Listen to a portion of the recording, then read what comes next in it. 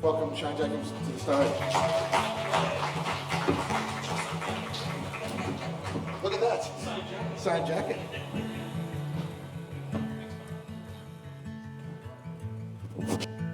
How are we all? Oh, it's good. What are these rated at? Come on. We've all done this, haven't we? This proves I've been camping. Hang on. No, I can't sit on that. I'll give it a go. No, I'll sit on that. We'll give it a go.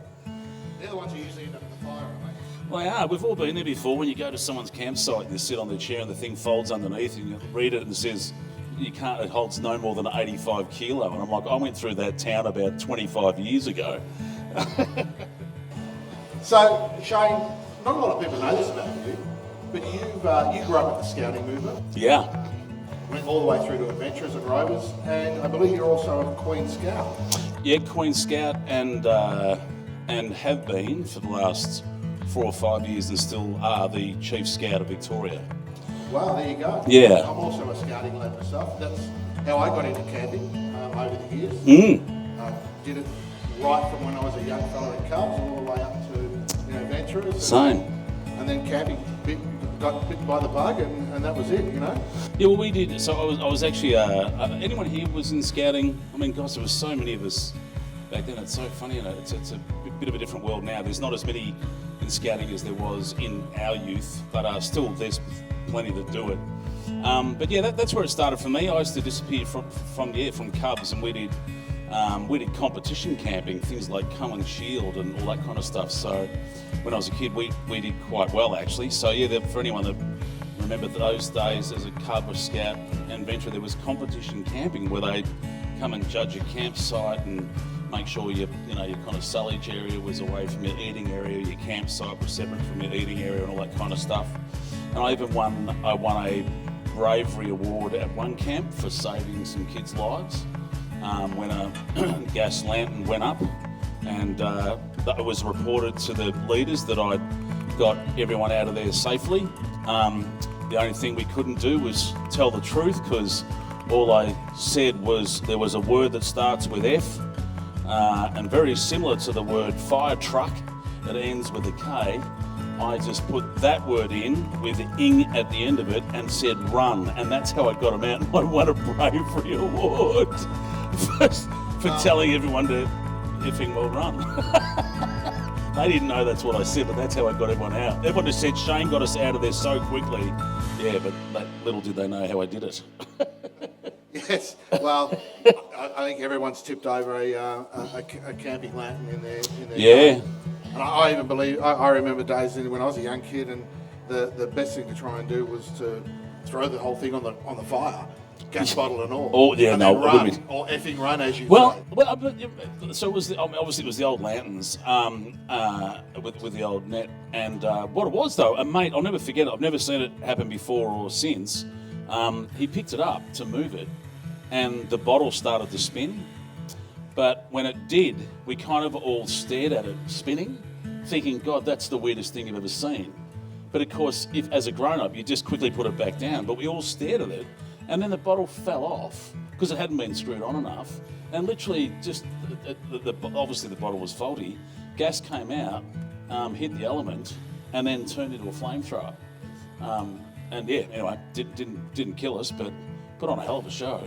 Well, I was going to ask you, I mean, could you share a memorable experience with us that you've had camping? Yeah.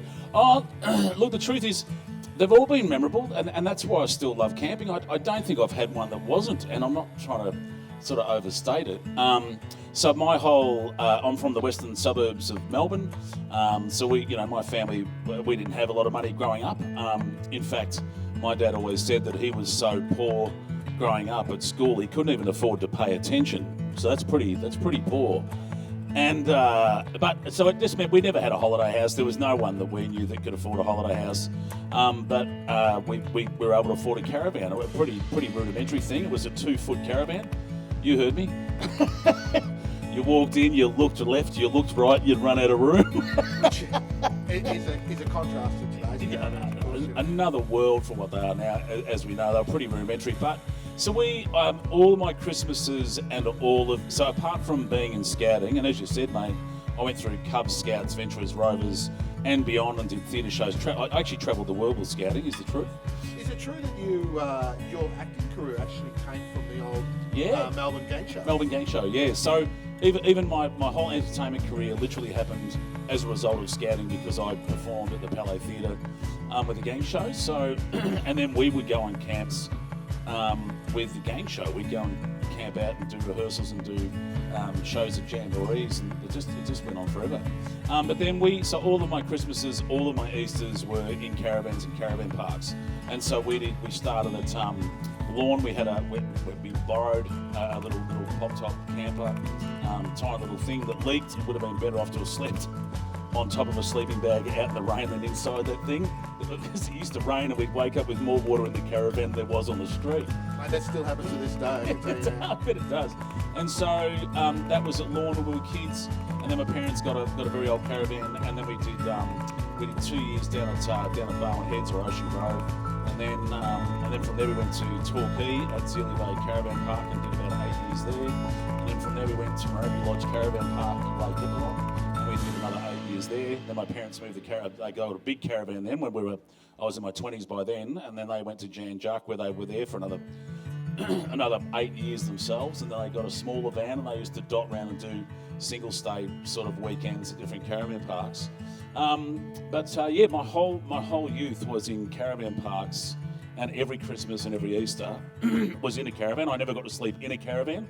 I was always in the annex outside and a fold-up bed. I think that's pretty common knowledge that after a kid reaches about 10, they start to smell and you put them outside. I never got to sleep inside a caravan. I was always in the annex. I never got promoted. Now, Shane, is it true that your father's caravan was actually with Kenny? Oh, yes. So yes, in the movie Kenny, for those who saw the film Kenny, for those who haven't seen the film Kenny, I played Don Juan DeMarco, the greatest lover of all times. For those who did see the film, I'm the fat guy from the shit flick. But in the film Kenny, there's a scene with my father, who actually is my real father. He's nowhere near that bad in real life, and people thought that he lived in that caravan at the caravan park, but it was at the Barwon Heads Caravan Park where Dad had his van there for, I don't know, it was all his Christmases, all of his Easters, and every other weekend, to be honest. They were there for 20, until my stepmother passed away, which has been a good 10 years now. But and then after that, Dad couldn't find it in him to want to go back down there. But so we sold off the caravan there. But he did 25 years at Barwon Heads. I was going to ask that. Was the caravan still in the family? But obviously no, it's not. Yeah, only because my stepmother passed away, and Dad, for him it was going to be too much to go there. They'd had such great times in the caravan, and as we all know, because you do Christmas and Easter there, and kids come and visit, it's an elevated experience. It feels kind of even more special, and Dad just said he was going to find it too hard to try and match that feeling. It was going to be too much. So that's the only reason. Otherwise, they'd still have it today. Dad's 89 and he's still kicking strong. So I reckon they'd still have it if not for that. But yeah, he was down there for easy 25 years. Could have been 30 years. Now, I'll just say, I have a stepfather. So at one point I had 2 caravan parks and 2 different caravans I could visit. So Dad had Barwon Heads, and my mum and my stepfather had Jan Juc, so I had 2 options. that happens a lot, because Yeah. my daughter is in a similar situation, not with me of course, but her friends have separated parents and they've got 2 caravans in 2 different caravan parks. So Win-win. yeah, it is a win-win. Now, from your early days caravaning as a kid, bikes, caravans, around the old caravan park, now as an adult you do more camping than you do caravaning.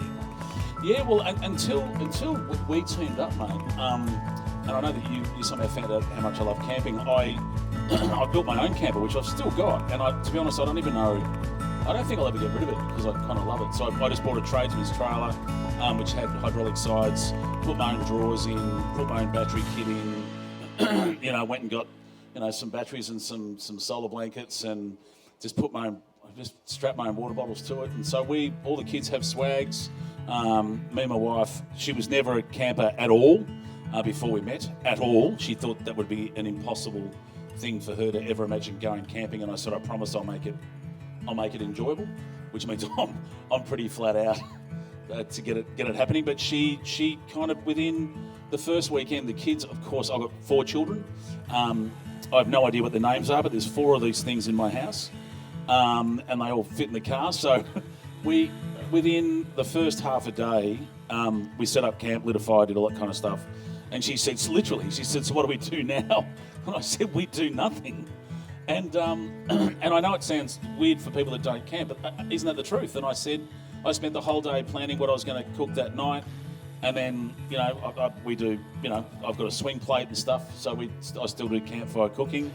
And I literally said, well, I'll slowly get ready for dinner tonight. And it was like 1 PM. She said, why would you do that? I said, well, that's what you do. You just kind of slowly plan the day. And then we did that, and I cooked it. And the kids have to eat in pita bread, so they don't use plates because I don't like doing dishes. So they get a pita bread, and you put your lamb on the pita bread, but there's no plate.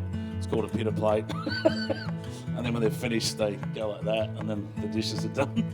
And so she, within half a day, she said, "Right, I think I get it." And so, so we've got a 4-man, one of those sort of 30-second tents that RV tents that her and I sleep in. And the kids have all got swags, and so I kind of that's how I like to do it. Until you, dare I say it, until you showed me the way, and once we started chatting, and I showed her what you had in mind for us, I don't think I'll ever get her in a tent again. And look, that's interesting, because that's the thing. You're like, apart from being a well-known star in Australia, you're just an average bloke who is a camper and grew up caravanning, and it was the fact that you were looking at getting into that area. Yeah. You came across Ezytrail, and that's where we partnered up. Yeah. That you were able to see where caravans have come from your old man's one to what they're like now. Oh. They're a completely different kettle of fish. You've got on board power that can last you weeks if you get the right conditions. You've got toilets and en-suites on board with grey water tanks on them, so you can stay out off grid as long as you really like, and that's a big difference. It brings a sense of luxury into the camping world. But I'm glad I did it the way I did it. And again, this will make sense to everyone here. Is that we went, my wife's Felicity, Felice to me obviously, and so no camping, none. She came from Sydney. They were in a lovely area and all that kind of stuff. And I started her with literally, the kids in swags and in a tent and at the back of a trailer. And now I reckon I've done it the right way. Now that once we went to the showroom and she saw what you guys had there when we started talking there, she now thinks that and I know I've got a new one I'm getting for the end of the year.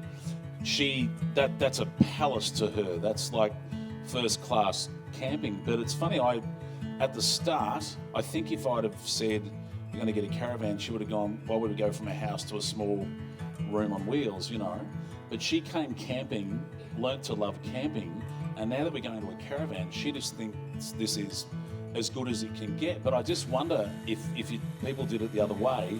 Anyway, I'm glad that that's the way we did it. I just think if I'd have said we're going to get a caravan, I don't think she would have been as excited now. She just thinks this is unbelievable, and she wants to do more camping in a caravan. You know what I mean? But I'm glad we started with what I love about it, which is, well, having said that, we'll still cook off a swing plate, because that's how I've always done it. So look, I think we do the same. Even though you've got great cooking facilities, there's still always that connection to primal man, I would say, fire and meat. Yes. Well, that's it. You've mentioned the two things that I care about. Now, speaking of caravanning, camping, you're quite a busy man. I know how hard you are to track down. Do you get time often to get away these days, or? Yeah, I do, and that's so before Hip Camp became an app, I was kind of, I don't know if anyone knows about Hip Camp, which is when many of you would, there's an app, and there's other apps that do it. It's just Hip Camp's the one that my mates use, which is where people have private properties that they kind of let you camp on. So obviously the only thing that's changed for me is it's not quite as easy for me to go to a caravan park as it used to be, because obviously people spot me, and it just becomes a very different thing for my kids and stuff when people are, standing in front of the caravan saying, Kenny, come out, Or knocking on your door at 3 o'clock in the morning. Yeah, well, it's a bit of that, and people, kids, it just isn't quite the same for my family, unfortunately, because I've got a recognisable head. So we've been really lucky that mates of ours, it started with friends of ours who have friends that have a property. Melbourne Cup weekend, we've been doing this for years. There's a place up at Molesworth where some friends have friends that have this amazing farm that's thousands and thousands of acres, and they let us camp right on the Mate, golf. if I could just jump in, a word of warning. Right. We're in Victoria here, right? Yeah. Do not give your secret places away. Oh, so that you'll never find where it is. It literally is through about 10 gates, and I'm not even kidding. It's through 10. You got to shut the gate you walk through and all that kind of stuff. They'd never find it. So we've that's what we do now. So my way of it's still, without a doubt, my best way of relaxing is camping. Is the only thing that kind of gets me back to being sane again. Obviously, you know how much I fly, mate. Like in the last 3 weeks, I've had, I think I'm 18 flights in the last 3 weeks.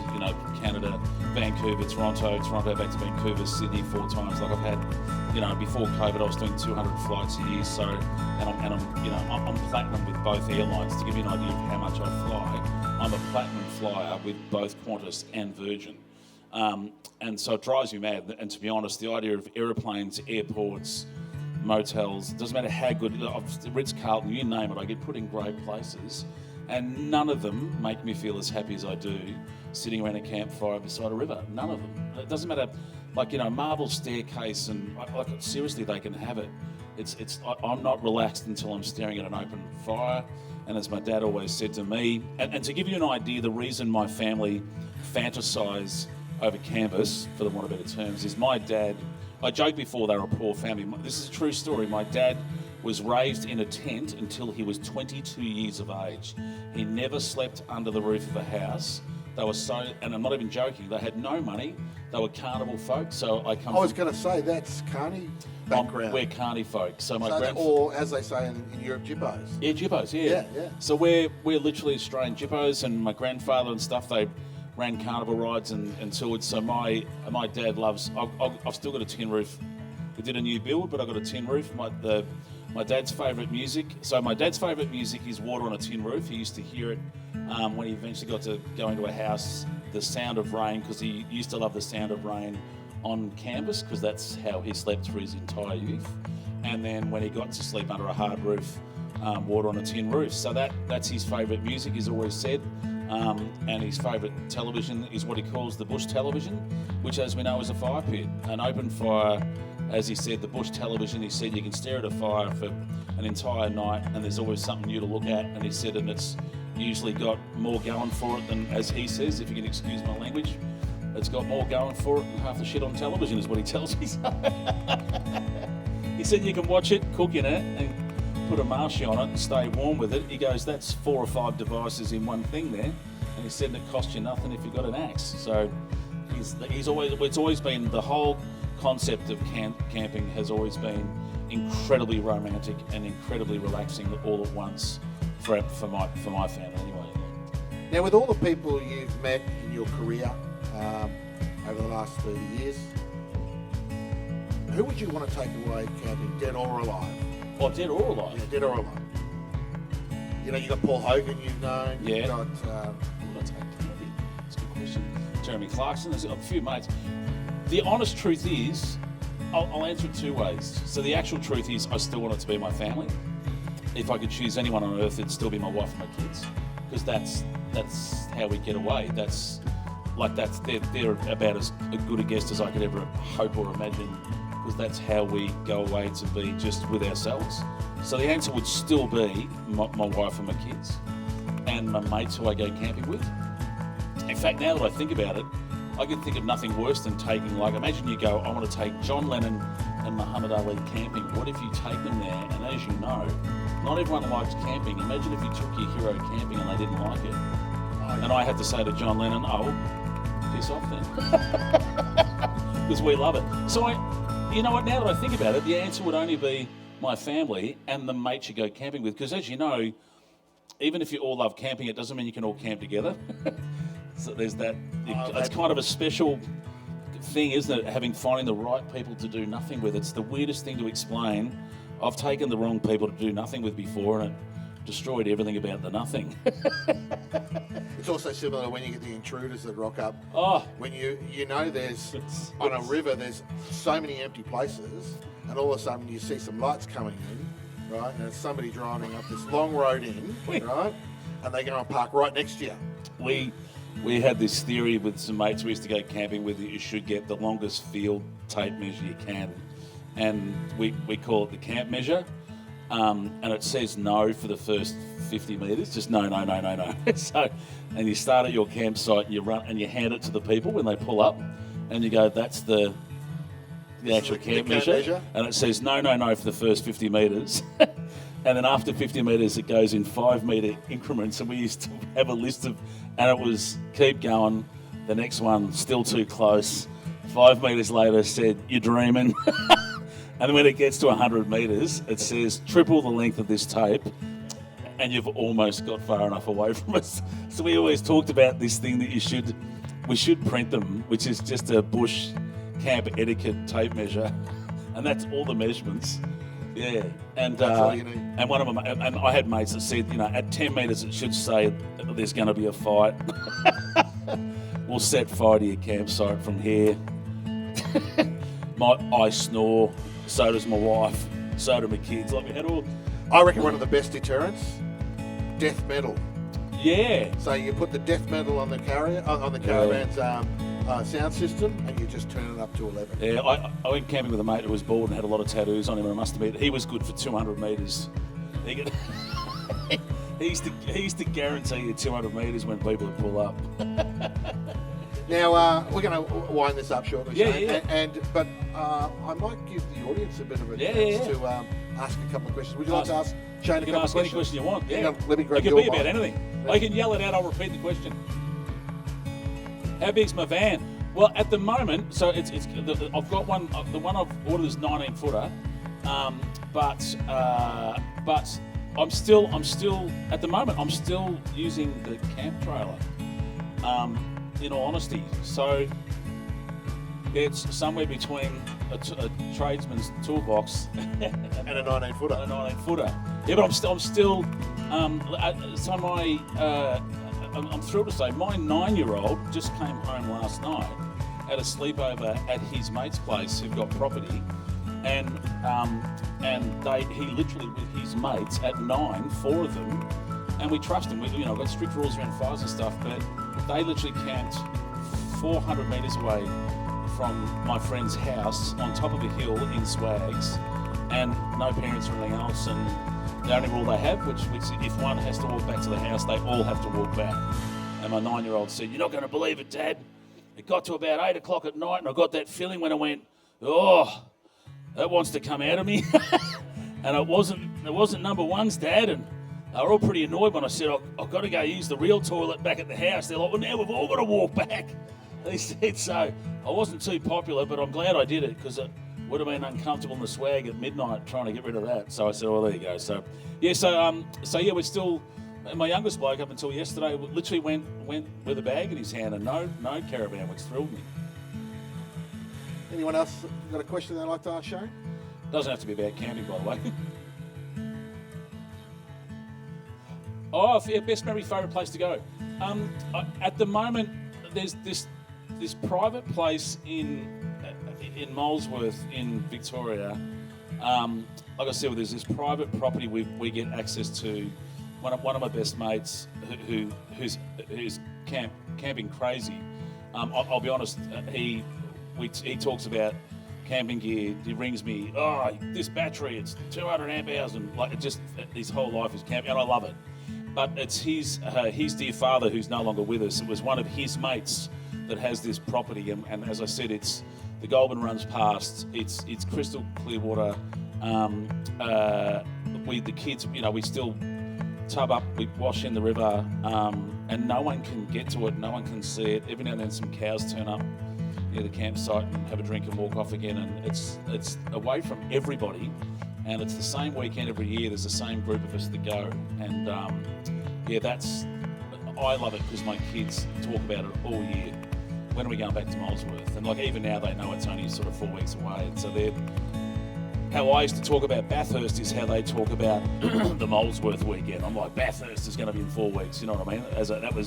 That and camping and, you know, car racing and camping are my two things. They're the C words that I like. Yeah, the kids talk. So I love it because the kids love it. But my best memories, if I had to pick them out, to be honest, whenever I think about me as a young teenager on my BMX at the Torquay Caravan, what was Zealy Bay, it's not there. Well, what it was isn't there anymore. There's like the RACV building in front of it now. That caravan park was where I served my kind of early teens, and I just rode around the caravan park on a BMX for just 4 or 5 weeks non-stop.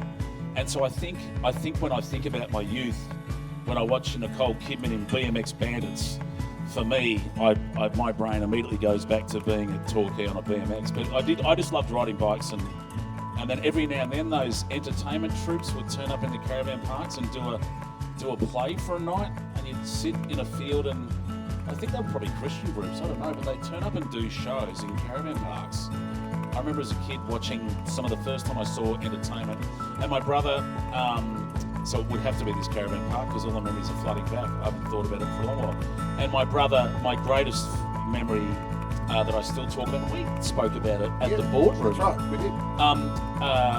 My brother, who's a film director, he directed Kenny and has done many, many films and won awards all over the world. When he used to make films as a young kid at the caravan park, they literally, some of the people from when I say the street of where our caravan was parked, would sit on the grass, and my brother would put a white sheet up on the kind of rope that we used as a clothesline, and they had a little projector, and he'd show little 3-minute movies that he made. And so the first time I ever saw outdoor films was at the caravan park with my brother, and people would be laughing, and people would turn up with, you know, a cask of wine, and you know, the parents were laughing a lot. I only realise now they were drunk. I just knew they were very happy. I didn't realise adults could be that happy, but I realised that's what happens after a cask of Tropicana or whatever they were drinking.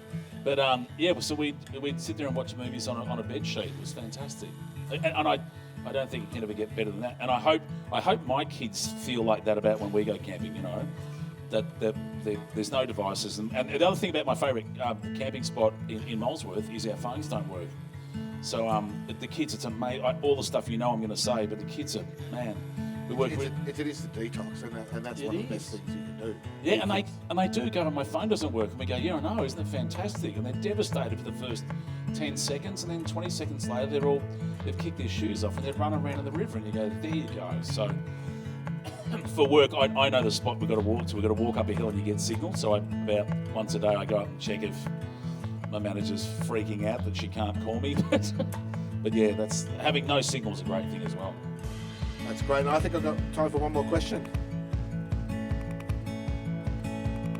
Yes. Well, in Nashville we did. So that was part of Kenny, but we also did part of a TV series there. Have I got more films I'm working on? Yeah. The truth is, I've got one that's just come out. Had its world premiere I did with Rebel Wilson. That was while I was in Canada the other week. Yeah, the truth is, I've made about 30 movies. You'd be going pretty well if you could name 3. Every time I announce one, someone goes, "Oh, you're going to do another movie?" I'm like, "Yeah, I've done 30." Well, you've actually been on stage the last couple of years, so you've taken a little bit of a break from film. Yeah, I've got this new movie called The Deb, as in the debutante, with Rebel Wilson. That'll be coming out soon. But I've just finished. So I do a lot of stage shows as well. So, you know, a year and a half ago, I finished 200 shows of Hairspray, which I was on tour with that for a year. And then I've just finished doing 80 shows of The Odd Couple with Todd McKenney. And I had another musical called Midnight that was on in Melbourne for a month. So I'm having a break from theatre because when you do theatre, you do 8 shows a week and your life stops. So it really does just stop. You just back and forth to the theatre. You know, you do 5 shows a weekend in the theatre. It's exhausting, to be honest. So and I've got some other TV shows. I've got some other projects. I'm kind of booked out for the next 4 years, is the truth, which is great problem to have. So yeah, some more movies, some more TV shows, and And I've got some production companies. I'm producing about 5 other TV shows at the moment that'll take quite a few years to come out. But yeah, that keeps me busy. So I definitely need to disappear into the bush to get away from some of these projects. And of course, we're extremely proud to have you on board as our brand ambassador, which is wonderful news for us. And I think the partnership with us works really well. Oh, it's great. So apart from the fact we get along incredibly well, mate, the thing that I love about what you guys are doing and what we're doing at Ezytrail is there's we've just finished filming an ad at an amazing location too.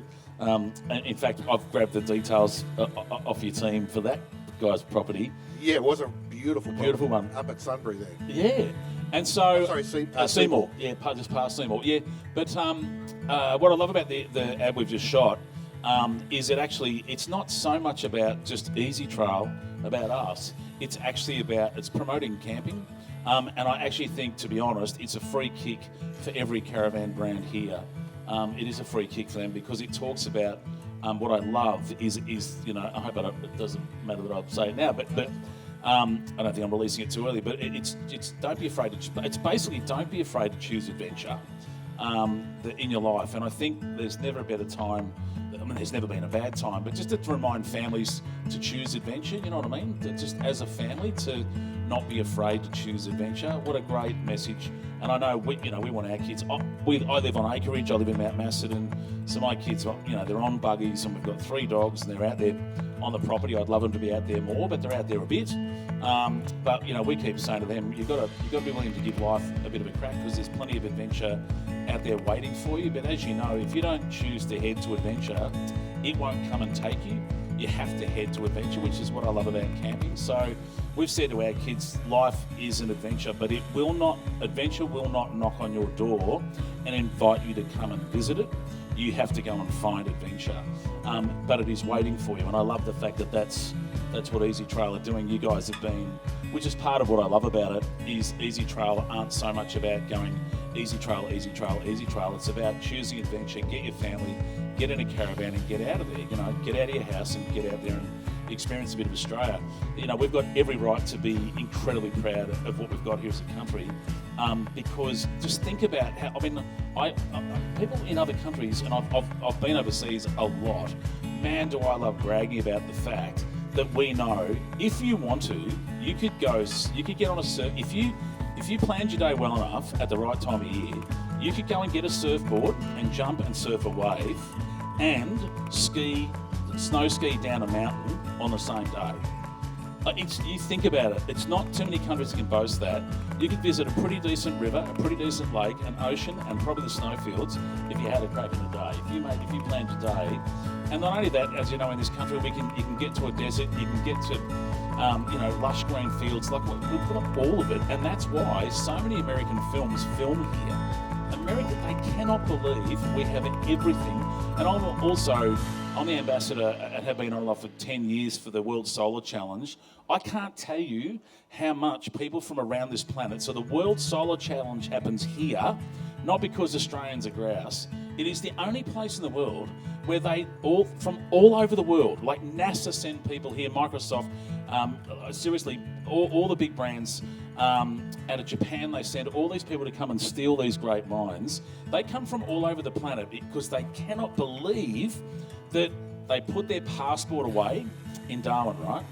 They get in a car and they drive from Darwin for 5,000 kilometres. They do not leave the road. They do not get their passport out again. The language doesn't change, and the sun keeps shining, and they drive using the power of the sun alone from the top of Australia all the way to the bottom of it.